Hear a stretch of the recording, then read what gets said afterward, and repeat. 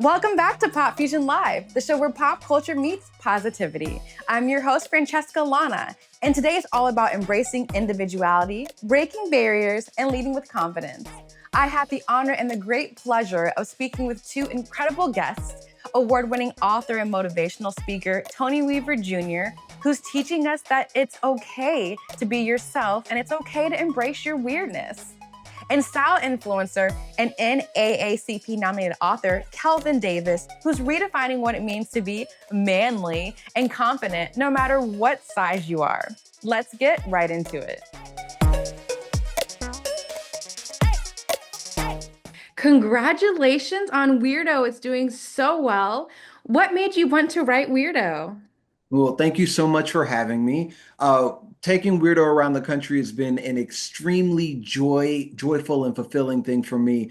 I wrote Weirdo because I think that we're all weird a little bit. The joke that I tell is that no one's actually normal. Some people are just better at pretending to be normal than others.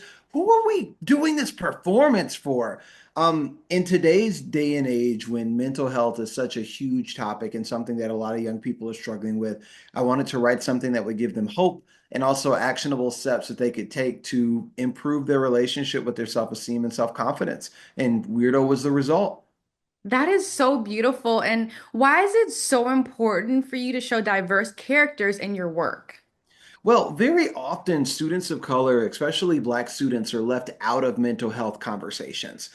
Even though for Black students in particular, the rates of suicide, depression, and anxiety are rising disproportionately faster among Black youth than they are other demographics. So it's very important for me to include Black characters and to include diverse characters as we talk about these concepts around mental health because mental health looks different for everybody. It also looks different culturally. And there's a very long history of mental health in the United States where specialists and doctors don't inherently look at those cultural differences and how it impacts kids differently. So I wanted kids from diverse backgrounds to feel seen.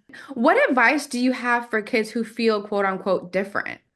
What I say is that the things that make you weird are the things that make you powerful. We all Mm. have a responsibility to bring light into this world. I don't say that lightly. I think it's a responsibility that all of us hold. We all have a responsibility to bring light into this world, and the things that make us weird are the ways that we bring light.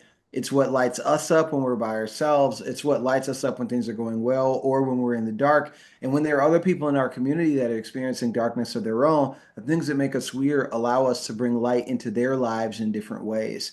I think it would be profoundly sad for a person to go about their entire life and not find the light that they bring to the world, not just for them, but also for the world itself. We'd be a bit more empty. There'd be something that we're lacking. And I don't want there to be that lack. Yeah, I love that so much. And I love how you said that. It kind of made me want to say, like, let's tap into our weirdness, you know? 100%. Yeah. Yeah, like, why not? And your book's doing so well. How did it feel to have your book named Book of the Year? Congratulations, by the way.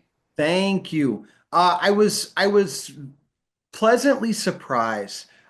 Being an author, especially a debut author, especially a debut Black author, is not an easy feat.